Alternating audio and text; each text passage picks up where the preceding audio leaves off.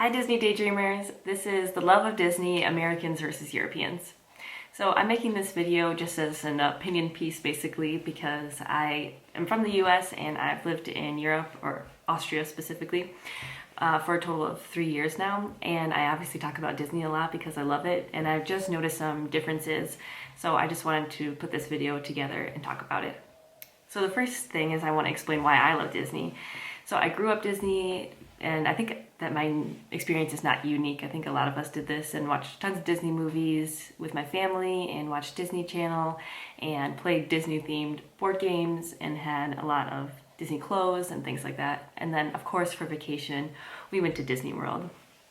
And I just love Disney World, and I'm also of the opinion that it's even more fun for adults, which I can make a different video about that, but I think it's so great. Each park is so fun, and I love all of the details. The cast members in different uniforms for the different rides. I love going through the stores, the shows, the rides. There's so many different things in Disney World to love. And I also just love the magical feeling that you get when you're there, and I think a lot of people can relate to that. And a cute thing that has always stuck with me is my parents were in Disney World for their wedding anniversary, and they were in a store, a regular souvenir store in one of the parks, and the cast member told my mom that she had a phone call, and she went over and was confused, like who would be calling her, and it was just Mickey Mouse saying happy anniversary. And I think those little details and those small things are really memorable and really sweet. And so when I moved to Europe, I of course was talking about Disney a lot because I missed it or missed going to Disney World. And I just noticed some of the differences. So for example, the people that I did meet that like Disney weren't quite obsessed with it the way that I know a lot of my American friends are. And they still maybe watched a lot of Disney movies, but didn't have like the Disney board game experience or lots of Disney merchandise, for example. And me and my sister went to Disneyland Paris, which was a really great experience.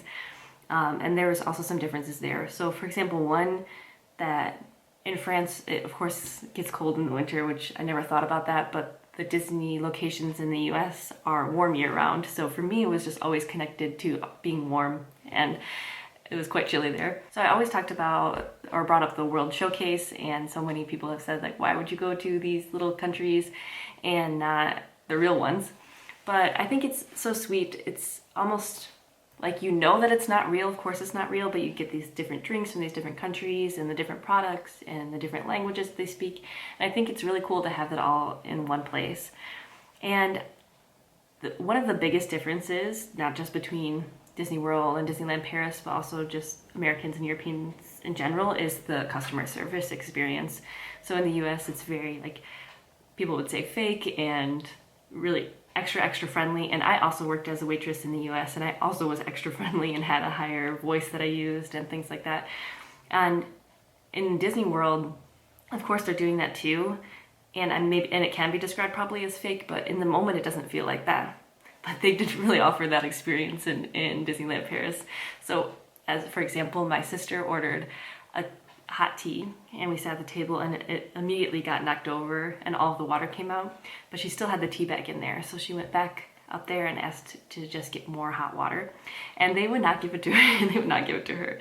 And I just think that's so funny because that would never happen in Disney World. I think even if you bought a more expensive treat, like a Mickey shaped dessert, and you dropped it right away, I think they would still give you a new one. So I think that's just those smaller differences that add up to your overall experience.